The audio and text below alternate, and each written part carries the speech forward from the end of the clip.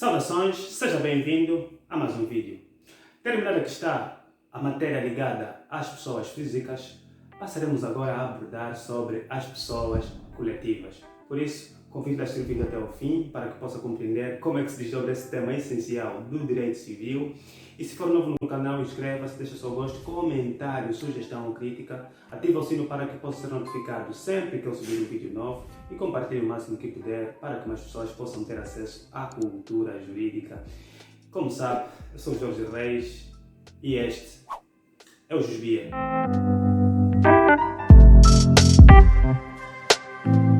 E este é o Jusbia. Terminado que está a matéria da pessoa física, é necessário agora entrarmos para o capítulo da pessoa coletiva.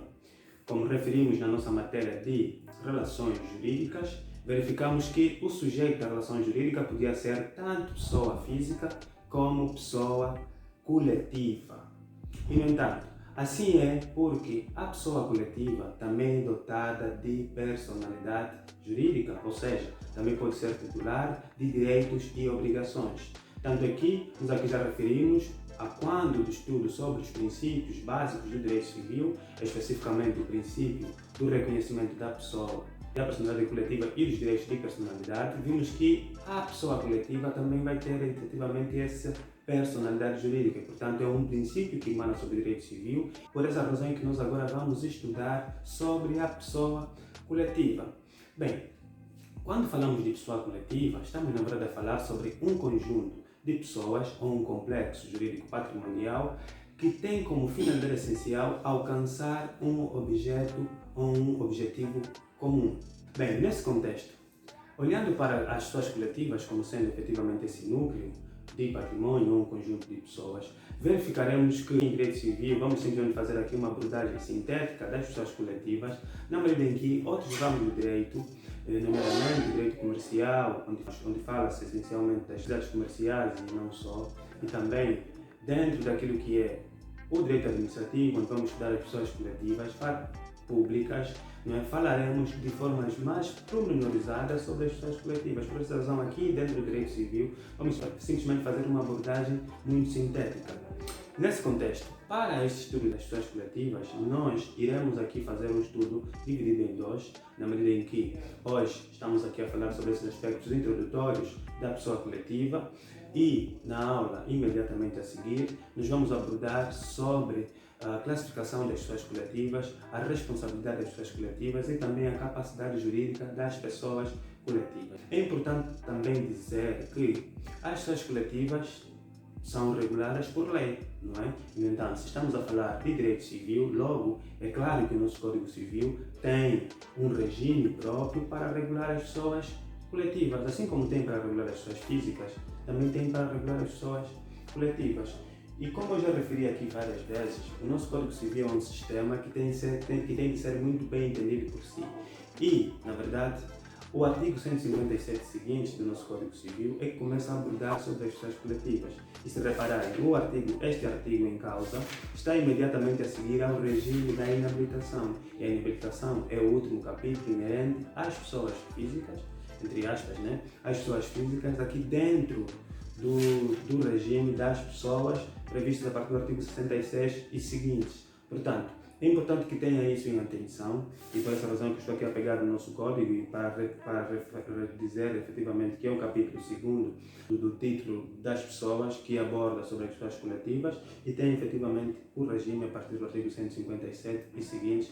Por isso é bom que atente-se a isso, porque é muito necessário ter em conta a fundamentação legal das pessoas coletivas. Não obstante isso, para além daquilo que é o regime previsto aqui no Código Civil, existem outras legislações avulsas que vão regular as pessoas coletivas. Na verdade, existe, por exemplo, a lei das associações privadas, existem, por exemplo, a lei das empresas públicas, a lei das sociedades comerciais, existe a lei que regula os consórcios, entre outras. Portanto, são várias legislações que eu aconselho a procurar, a encontrar na internet, e se não tiver na internet, vai até a imprensa nacional, um ou outro órgão que faça a venda de legislações, para que possa então ter acesso a elas, porque é muito necessário ter elas em sua posse para compreender então como é que elas se desdobram.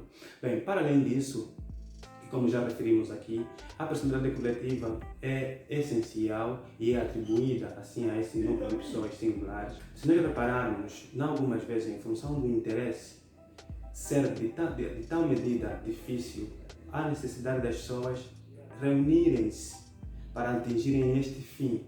Percebam, imaginem que olhamos para o nosso Estado angolano e, na verdade, nós quando falamos de pessoas coletivas, incluímos as pessoas coletivas públicas e o Estado é uma pessoa coletiva. Imaginem que o Estado angolano precisa de ratificar um tratado, de assinar um tratado com outro Estado ou vários outros Estados. Imaginem que se fossem os 34 milhões de habitantes ou mais do nosso território a irem fazer a assinatura desse tratado. Quantas folhas seriam? Quantas páginas teria esse tratado? Seriam milhões e milhões. Portanto, para evitar isso é que se constituem as pessoas coletivas. E o Estado vai ser, no caso, representado pelo nosso Presidente da República. Logo, quando o Presidente da República assina um tratado, assina um acordo, é como se fossem nós todos a assinarmos. Quando ele vai falar ao público em nome de Angola, é como se fôssemos nós todos a falarmos. Portanto, a pessoa coletiva tem essa finalidade. Daí que muitas das vezes as pessoas reúnem-se para atingir, por exemplo, um fim lucrativo, como a sociedade comercial, para atingir um fim específico, não social, ou melhor, não comercial, um meramente social, como é a associação, como uma sociedade meramente civil, e como é a própria fundação. E, portanto, é nessa perspectiva que tem a finalidade da pessoa coletiva.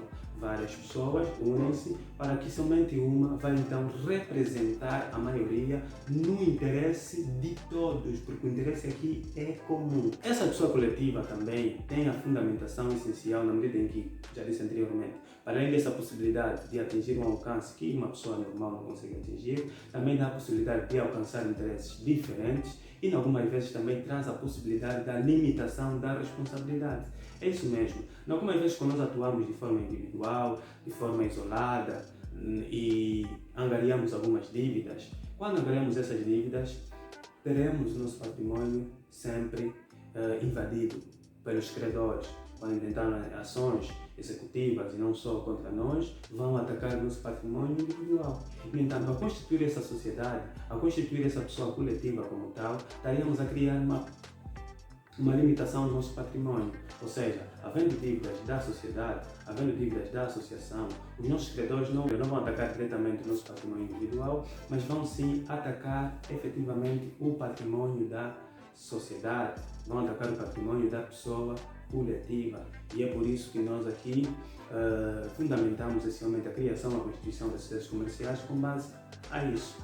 Não obstante a esta situação da fundamentação, é importante agora olharmos para a natureza jurídica da pessoa coletiva, ou seja, de que deriva a natureza jurídica da pessoa coletiva. Se perceberem, a pessoa coletiva é uma pessoa ideal, é uma pessoa jurídica. Ideal porque vai se contrapor à pessoa física concreta. E ela é assim designada por quê? Porque na verdade é uma idealização do próprio legislador ou do próprio direito. Do direito da mesma forma que, imaginem, cria a morte. Como assim cria a morte? Percebam que quando nós falamos da questão do fim do termo da personalidade jurídica, abordamos sobre a morte presumida, né? E então vimos aqui o processo da ausência que culmina com a morte presumida. Logo, a morte presumida não é uma morte efetiva, não é uma morte real, é uma morte criada pelo direito. Por quê? Porque o direito tem interesse, em algumas vezes, de determinados patrimônios serem dados aos sucessores. E se uma pessoa desapareceu por tanto tempo, claramente que presume-se que esteja morta. E logo é o direito que presume, é uma morte criada pelo direito. O mesmo vai suceder aqui na pessoa. Se eu crio morte, logo também posso criar pessoa. E, portanto, o direito idealiza essa pessoa e, por conseguinte, dá-lhe a personalidade jurídica.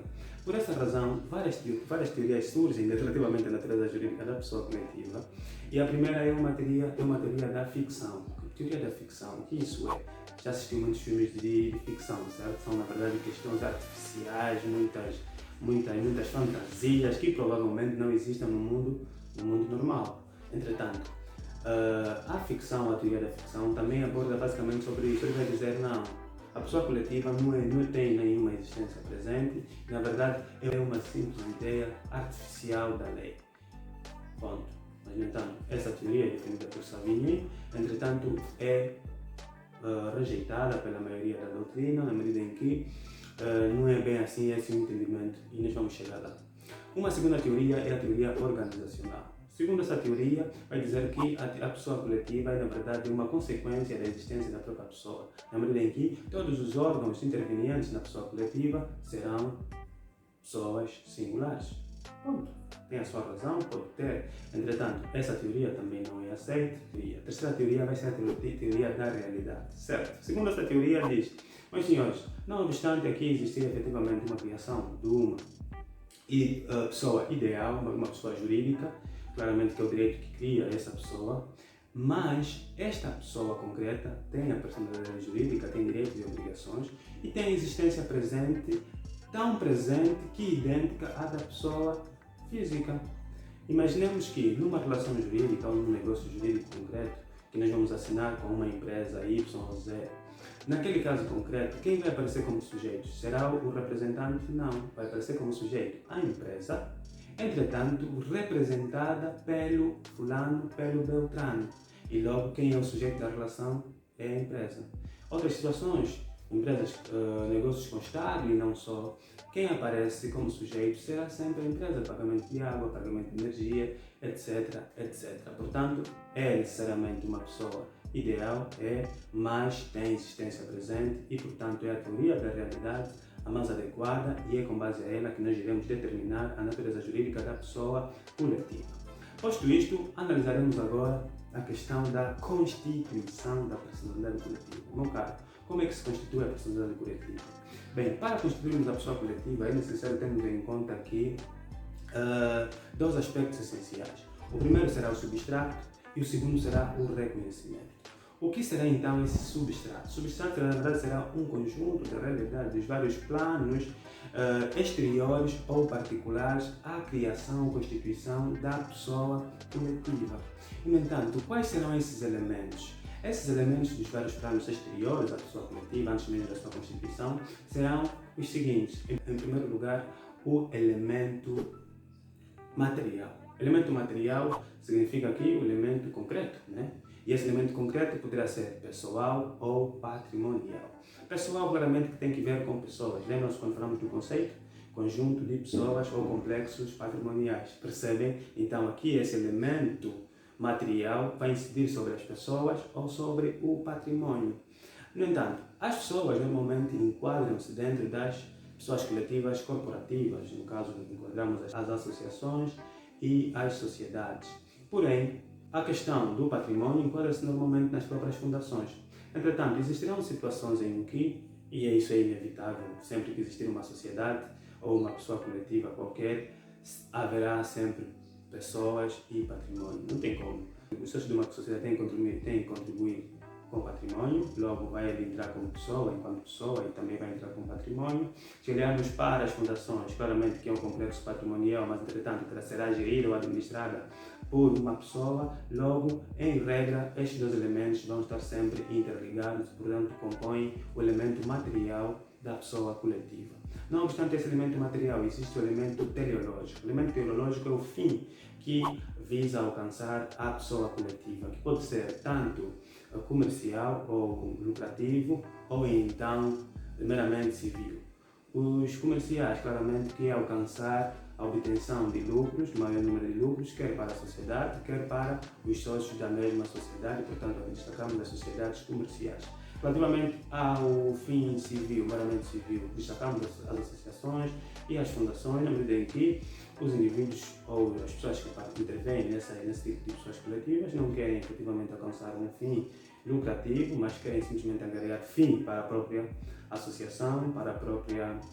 No caso das fundações, é para beneficiar terceiros. Ponto. No entanto, existe ainda um terceiro elemento que vai ser o elemento intencional, ou seja, a intenção do indivíduo de querer manifestar a sua vontade.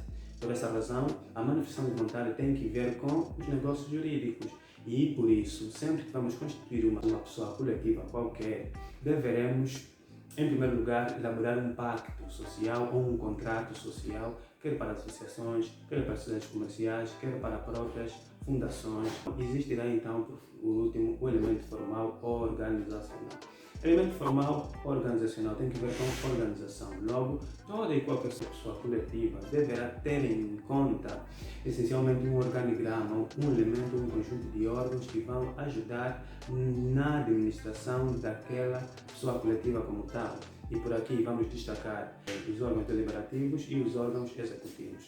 Os órgãos deliberativos são aqueles que têm como finalidade essencial tomar as decisões da pessoa coletiva, e os executivos são aqueles que vão administrar a pessoa coletiva, irão também representar a mesma em negócios com terceiros e não só. Para além do substrato, quanto à Constituição, devemos ter em conta também o reconhecimento. E o que é isso então, o reconhecimento? O reconhecimento será o ato através do qual se vai dar a personalidade jurídica à pessoa coletiva e, consequentemente, lhe vai ser atribuída direitos e obrigações.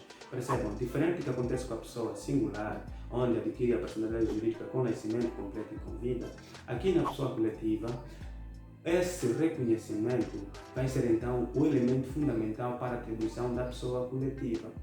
E por conseguinte, este mesmo reconhecimento poderá ser feito por meio de um ato normativo, no caso, quando a própria lei determina o reconhecimento daquela pessoa coletiva como pessoa coletiva, depois de praticar os atos todos.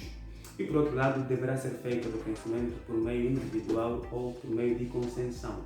E essa concessão é atribuída normalmente a um ente do Estado.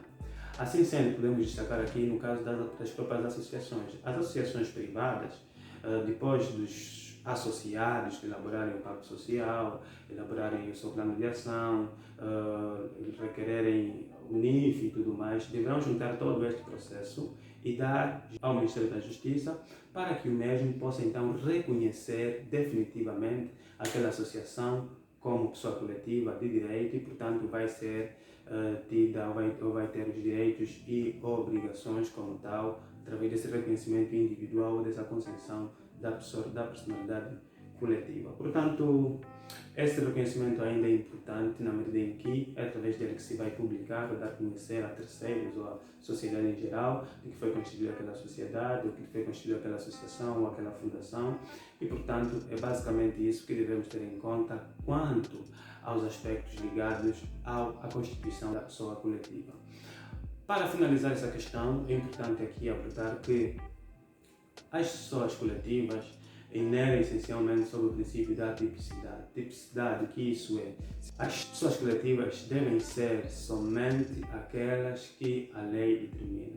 Ou seja, não simplesmente aquelas que estão aqui no nosso Código Civil, mas também as previstas nas legislações avulsas, tanto para pessoas coletivas públicas, tanto para pessoas coletivas de direito privado, enfim. Sobre elas incide essencialmente este princípio da tipicidade e não podemos criar pessoas coletivas atípicas ou inominadas. Somente aquelas que estão previstas na lei é que devem ser constituídas. Portanto, é tudo quanto eu tinha preparado para hoje. Em suma, a pessoa coletiva é um sujeito da relação jurídica que tem adotado de personalidade jurídica. E vimos aqui que para a sua constituição é necessário dois elementos essenciais, o substrato e o reconhecimento, e vimos por fim que ela é gerida pelo princípio da tipicidade. Pronto, é tudo quanto nós abordamos hoje. Desde já agradeço pela sua audiência e pelo tempo dispensado. Em caso de dúvida, já sabem, entre em contato através das redes sociais, ou se preferir, nos comentários. Nos últimos dias tem sido muito difícil para mim gerir as nossas redes sociais, porque estou mesmo sem tempo para isso. Desde já peço desculpas a si que deixou alguma mensagem e até o momento não foi respondida, mas tão logo haja tempo eu farei os possíveis de responder a todo mundo. Portanto, agradeço mais uma vez pela sua audiência e tempo dispensado. Espero por si no próximo vídeo. Como sabe, eu sou Jorge Reis e este é o Jus Bier.